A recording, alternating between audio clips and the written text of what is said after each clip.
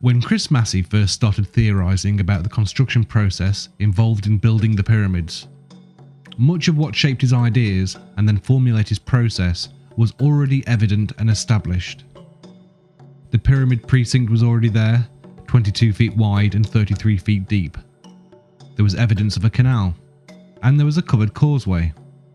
In 450 BC, nearly 2,000 years after the construction of the pyramids, the Greek historian Herodotus travelled to Egypt and visited the Giza Plateau. Here, his guide explained to him that the causeway alone took 10 years to build. But whereas traditional historians view it as a walkway used for ceremonial purposes, Chris saw a pipe, a culvert, too engineered and far too robust for such a simple function. With these parts of the puzzle already in place, Chris began to construct his own method. The project would begin by putting all of the infrastructure in place. A canal would be dug from the Nile connected to the limestone quarry and as close to the pyramid site as possible. A harbour would be built on the canal and a roofed causeway built from the harbour to the pyramid build area.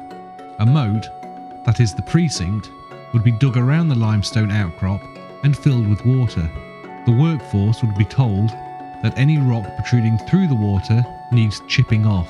Once all the protruding stone has been removed, the water level would be lowered and the process repeated. The whole area inside the moat need not be levelled, only around the first metres in. It is imperative the perimeter blocks are precisely level for structural strength, like the perimeter walls of a house. The interior is less important, and there is little need to remove rock only to replace it with blocks. Once the water level has been dropped to around 30 millimeters around the full perimeter of the pyramid base and no rock is protruding, the foundations are level and ready to receive the blocks. As soon as the project starts and infrastructure is being put in place, quarrying and shaping the blocks can begin. An enormous amount of blocks would be completed by the time the pyramid site is ready to accept them. When limestone is first quarried, it is a relatively soft rock which hardens when exposed to the CO2 in the atmosphere. By placing the blocks straight into water after they're released from the quarry face, the stone will stay softer and more easily worked with copper tools. By shaping the blocks in the water surface can be used as a constant level. By moving floats around the blocks, they could be easily turned in the water and all 6 sides levelled and shaped. Furthermore, working in water is also a more pleasant, cool, dust-free environment. The outer casing blocks would be quarried upstream at the quarry at Tura. A groove would be precisely carved into the quarry floor and every block would be placed into the groove during shaping. By using the water surface as a level, every block placed into the groove would produce exactly the same angled face, which would line up perfectly when placed. The casing block angle can be checked by using a simple water level.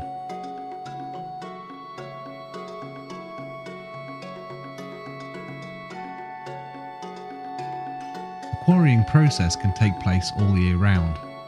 Once shaped, the blocks would have floats attached and then left in a store area on the quarry floor.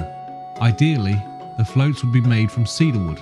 The density of limestone is around 2.5 tonne per cubic metre. When placed in water, each cube displaces 1 tonne of water, so you only need 1.5 tonne of buoyant material attached to float a stone block. Cedar wood has a density of around 500 kilograms per cube, so around 3 cubes of cedar wood would be required to float each cube of limestone. The amount of buoyant material required could be massively reduced by either hollowing out the wood or replacing the wood with more buoyant material. But then, as now, Egypt was not blessed with large forests and an abundance of timber, so the floats would be made from sealed papyrus matting wrapped around inflated animal skins.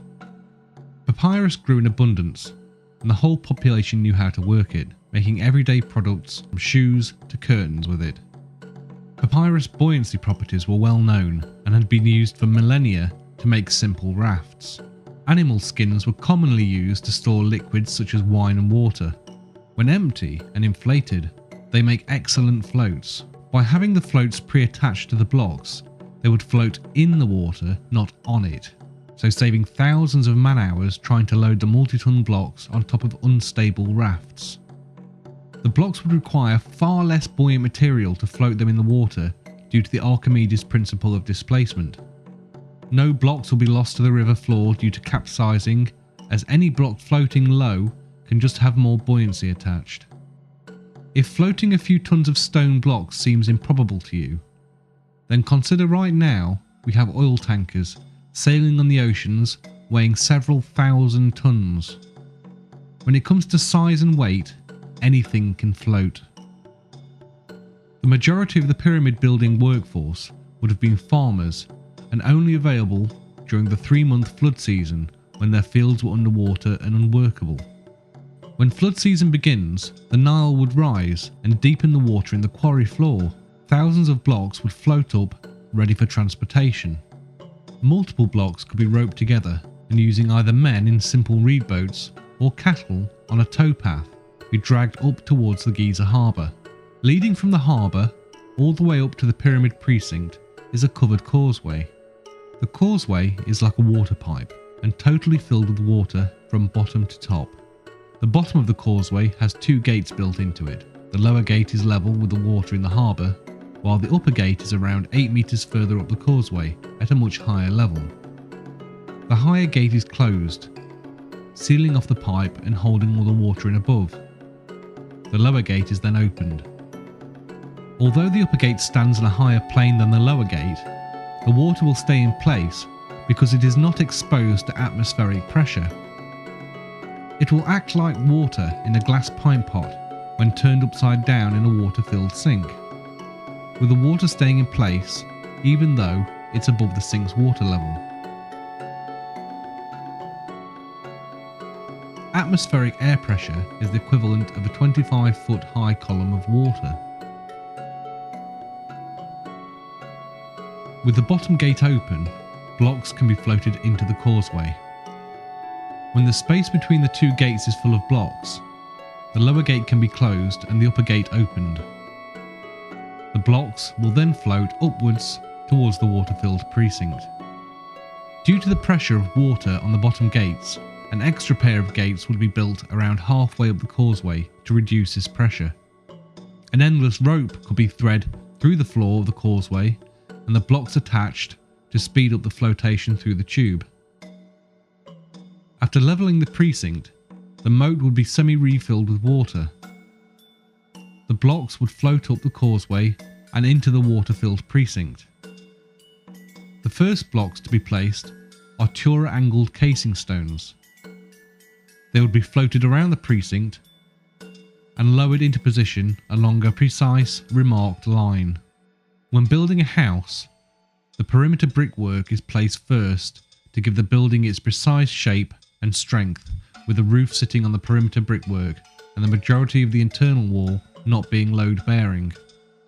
Be it a house or a jigsaw, by starting and joining the perimeter pieces, a uniform shape is made. The interior will be then easily sorted out. The same will apply to pyramid building. Get the outer blocks precisely placed and the structure will have the right shape. The first few layers behind the facing blocks would need to be precisely cut and joined together to give the structure inherent strength. Due to the lower blocks not being raised above the precinct height, larger blocks can be placed, giving a strong foundation to the building. As each block layer is placed, it is checked for level against the water's surface. Adjustments would then be made to the blocks. When a layer has been completed and level checked, more water is added to the precinct moat, making the water deeper, so that the next layer can be floated into position.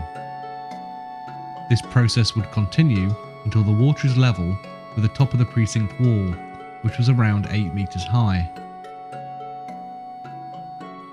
When the first few layers have been positioned and are nearly level with the precinct wall, the blocks will have to be raised above the precinct water level.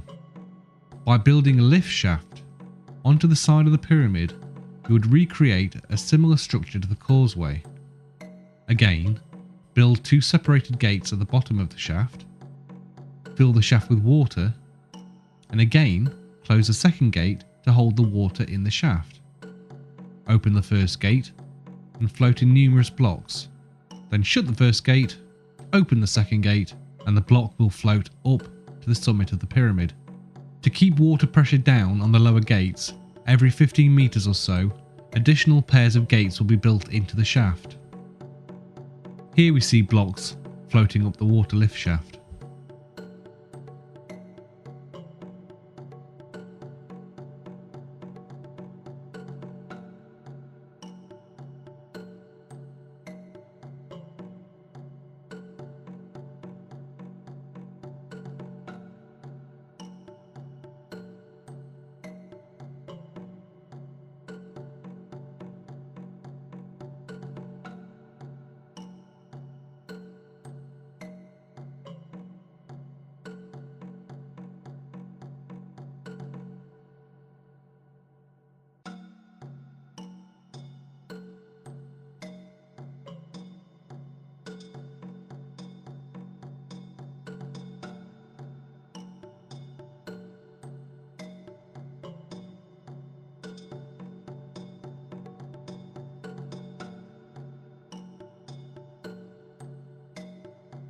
During the process of building the water shaft, the waste side of a facing block would be used to create a perfect seal, as it already starts at the correct angle.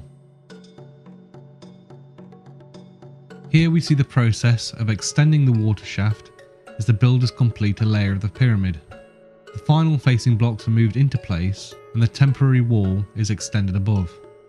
Either mud and masonry walls or a wooden box would be built around and above the lift shaft to form a temporary structure to seal in the water. Here we see an example using the mud and masonry wall. Once the top of the shaft is extended with the mud bricks, it is flooded with water. Because the quantity of water it contains is small compared to the shaft, it doesn't require the same level of reinforcement. Then, each of the blocks needed to create the next level are floated up and into place until the layer is complete. The lift shaft system requires the shaft to be heightened less than a metre for each pyramid level rise, taking relatively little material and time to build, compared to the heightening, widening and lengthening of the traditional ramp theory for each level rise of the pyramid. The shaft wall could be anywhere up to 3 metres thick, circumventing any issues regarding water pressure. Further to this, the shaft would be waterproofed. There are many ways to achieve this given the materials available at the time. These include overlapping animal skins, timber, bitumen bricks, or the most likely solution would be to line the shaft with dried clay plaster, which is then covered with waterproofing animal fats or bitumen, as often used by their neighbours the Sumerians.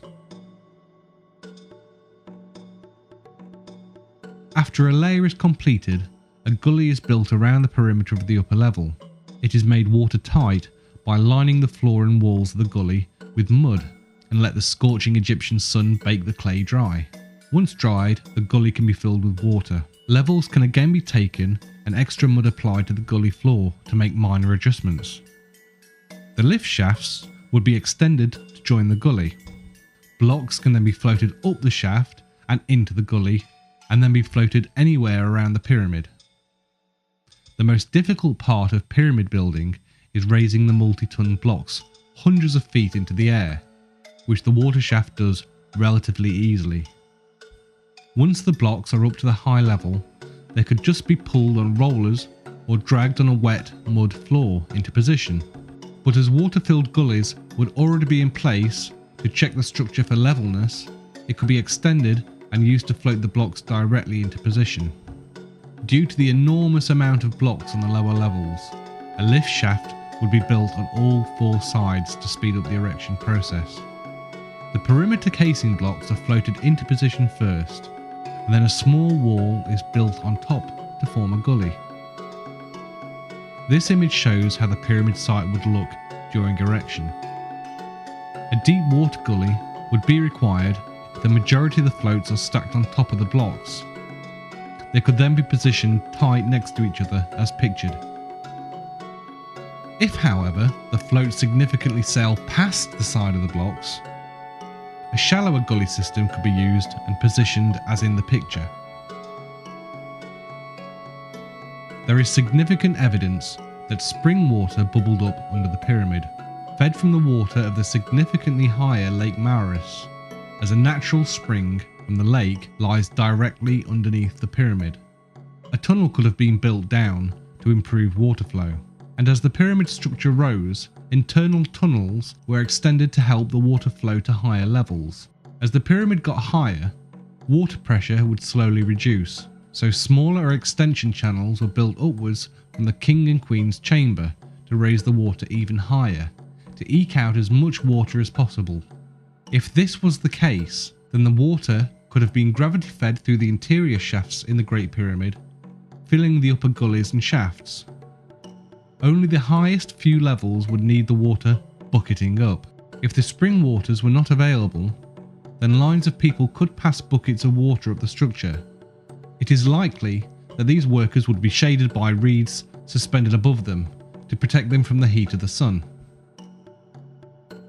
There are multiple ways for raising water, from the manual approach seen here in the picture, or using the shidduth method, as seen here from 19th century Egypt. Or they could even use oxen pulling bucket-laden ropes. As a comparison, a standard domestic outdoor hosepipe can deliver around 15 litres a minute, compared to the 600 litres a minute using buckets. If a 10-litre bucket is passed in 1 second, then 100 litres could be passed in 10 seconds. 600 litres a minute per line. At the higher levels of the pyramid, smaller blocks were used for construction. Therefore, the water shaft would equally reduce in size, using less material the higher we go. Here we see how the completed pyramid would look, without the centuries of wear that we see today. The white limestone of Tura would shine in the sunlight.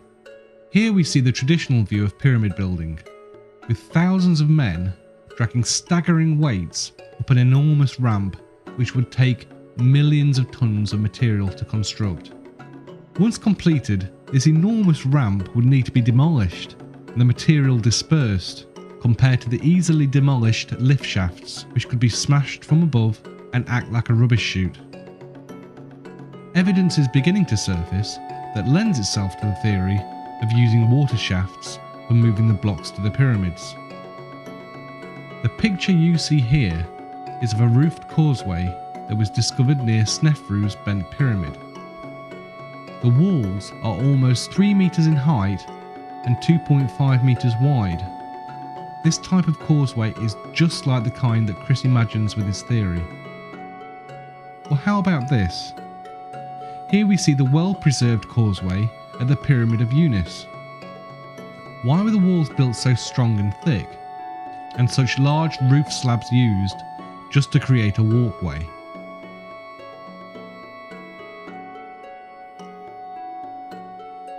Even National Geographic have posted a story on the discovery of a canal linking the Aswan quarry to the Nile River.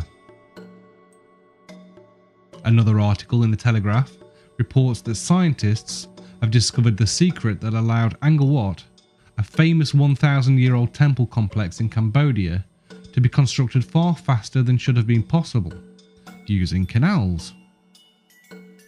Could this technique have been widespread in the ancient world? Further evidence of the use of water can be found in these photos from John Cagman that show salt in the structure as well as water erosion in the lower chambers.